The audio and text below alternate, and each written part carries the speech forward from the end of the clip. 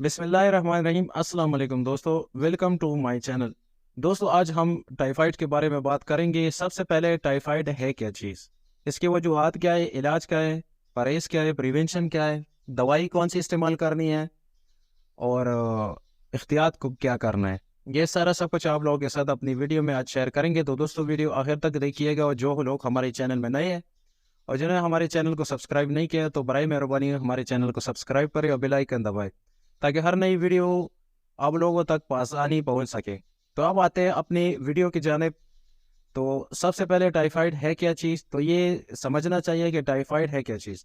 Typhoid جسم میں ایک بیکٹیریا ہے جسے سالمونیلا ٹائفی کہتے ہیں۔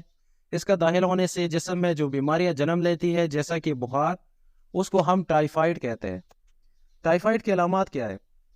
ٹائیفائڈ کے علامات یعنی سائنس سمٹم کی بات کرتے ہیں تو سب سے پہلے تیز بخار، جسے بخار کا ایک خاص نام دیا جاتا ہے ہائپر پائریکزیا، یعنی صبح کے وقت بخار 100 ہوگا، دوپہر کے وقت 101 بخار ہوگا، شام کے وقت 102 ہوگا، اور پھر بڑھتا بڑھتا شام اور رات تک 104 تک پہنچ جائے گا۔ دوا سے اثر اس میں دیر سے ہوتا ہے۔ اس بخار میں اس کے علاوہ بخار کے ساتھ ساتھ ہاتھ اور جسم میں شدید درد، پٹھوں میں درد یعنی بعض اوقات ڈائریا، کانسٹیپیشن، جسم میں تھکاوٹ وغیرہ، چچڑا پن، الٹیاں، یہ سب ٹائیفائڈ کی علامات میں شامل ہے۔ ٹائیفائڈ پھیلتا کس طرح ہے؟ ٹائیفائڈ فیکل اورل روٹ، یعنی یہ گندے ہاتھ، جیسا کہ ہم واش روم جاتے ہیں اور ہاتھ نہیں دھوتے تو اس کی وجہ سے ٹائیفائڈ پھیلتا ہے۔ اس کے علاوہ ان ہائیجینک فوڈ، ٹیلے سے کھانا، کٹے ہوئے پھل استعمال کرنا یا کٹا ہوا سلاد، جس طرح سے باہر بازاروں میں سکھایا جاتا ہے اور لوگ استعمال کرتے ہیں، اس وجہ سے بھی ٹائیفائڈ پھیلتا ہے۔ اور ہمارے ہاں ٹائیفائڈ کا پھیلاؤ اسی وجہ سے ہے کہ لوگ باہر کا کھانا کثرت سے استعمال کرتے ہیں۔ اس کے علاوہ ان ہائیجینک واٹر یعنی گندا پانی استعمال کرنے سے بھی ٹائیفائڈ بہت تیزی سے پھیلتا ہے۔ تو یہ چیزیں سارے استعمال کرنے سے ٹائیفائڈ بہت تیزی سے پھیلتا ہے، لہٰذا ہمیں گندے خوراک، کھانا کھانے سے پہلے ہاتھ دھونے چاہیے، یا واش روم سے آنے کے بعد ہاتھ دھونے چاہیے، یا ان ہائیجینک واٹر یعنی گندا پانی جو ہے وہ اس کو استعمال نہیں کرنا چاہیے۔ پانی کو ہمیشہ ابال کر استعمال کرنا چاہیے۔ اب آتے ہیں ٹریٹمنٹ کے بارے میں کہ کون سی میڈیسن اس کے لیے جو اثر کرتی ہے اور آپ کو استعمال کرنی چاہیے۔ ٹریٹمنٹ بہت ہی امپورٹنٹ پیز ہے، کیونکہ یہ یہاں پر ہم اس پیز میں آ گئے ہیں جہاں پر ہمارے ساتھ آپشن بہت کم ہوتی جا رہی ہے۔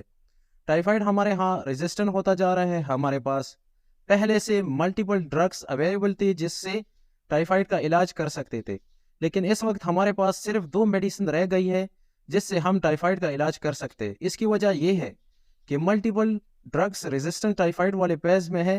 اس کی مین وجہ کیا ہے کہ جب ہمیں بخار ہو جاتا ہے تو خود سے دوا لینا شروع کر دیتے ہیں، اس کی وجہ سے جراثیم سفرس ہو جاتے ہیں۔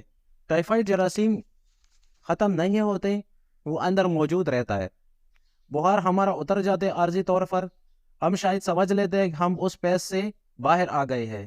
اس لیے بہت ضروری ہے کہ جب آپ کو ٹائیفائڈ فیور ڈائگنوز ہو جائے تو اپنے ڈاکٹر سے کنسلٹ کر کے اس کا ایک کورس ہے دوا کا 10 سے 14 دن کا، یا ڈاکٹر آپ کو بتائے گا کہ کتنے دن تک آپ اپنی دوائی استعمال کریں۔ اگر آپ ٹریٹمنٹ پراپر نہیں لیتے تو اس بات کا شدید اندیشہ رہتا ہے کہ آپ کی آنتوں کو کسی قسم کا شدید نقصان بھی ہو سکتا ہے۔ تو برائے مہربانی اس کا ٹریٹمنٹ مکمل کیجیے گا، ڈاکٹر کے مشورے کے بغیر دوا ہر چیز استعمال نہ کرے۔ تشخیص ڈائگنوز میں سب سے پہلے 2 امپورٹنٹ چیزیں ہیں، 2 سب سے اہم ٹیسٹ کیے جاتے ہیں۔ ایک اس میں بلڈ کلچر ہے کیا جاتا ہے، یہ واحد ٹیسٹ ہے جس سے ٹائیفائڈ ڈائگنوز کر سکتے ہیں۔ اس سے پہلے ویڈال اور ٹائیفیڈاڈ ہوتی تھی، لیکن اس کی امپورٹنس کم ہو گئی ہے، اس پر اب زیادہ بات نہیں کی جاتی۔ اس لیے ٹائیفائڈ کی ڈائگنوز کے لیے بلڈ کلچر اور سٹول کلچر کی بہت اہمیت ہے۔ ٹائیفائڈ سے بچاؤ یعنی پریونشن، ٹائیفائڈ سے بچاؤ کیسے کیا جائے؟ لہٰذا سب سے پہلے تو طریقہ یہ ہے کہ اپنے ہاتھوں کو اچھی طرح سے دھو لینا چاہیے۔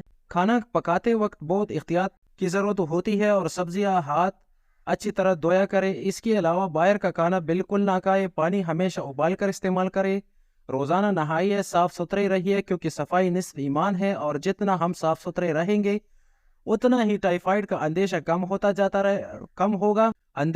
होगा। अच्छा, जो दूसरा फेज है प्रिवेंशन का, वो है इसका वैक्सीनेशन। इसका वैक्सीन अवेलेबल है, और अगर आप अपने बच्चों को वैक्सीन लगवाते हो तो काफ़ी हद तक टाइफाइड से दूर रह सकते हैं। दोस्तों, मेडिकेशन जो जैसे मैंने आप लोगों को अपनी वीडियो में पहले कहा कि 10 दिन से लेकर 14 दिन तक आप इस्तेमाल कर सकते हैं डॉक्टर के मशवरे के साथ।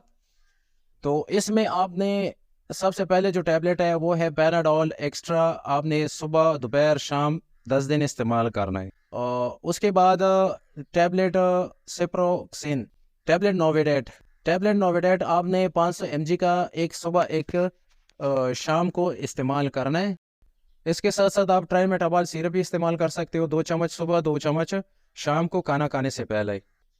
इसके अलावा आप कोई भी मल्टी वाइटामिन जैसा मल्टी बायोटा हो गया, संगोबियन हो गया, या वेट्रम हो गया, ये मल्टी वाइटामिन आप इसके साथ दिन में एक गोली इस्तेमाल करें। जो थकावट वगैरह, थकन वगैरह आपको होता है, तो इस वजह से जो आपके जिस्म में विटामिन्स की कमी आ गई है वो भी साथ साथ पूरा होता जाता रहेगा।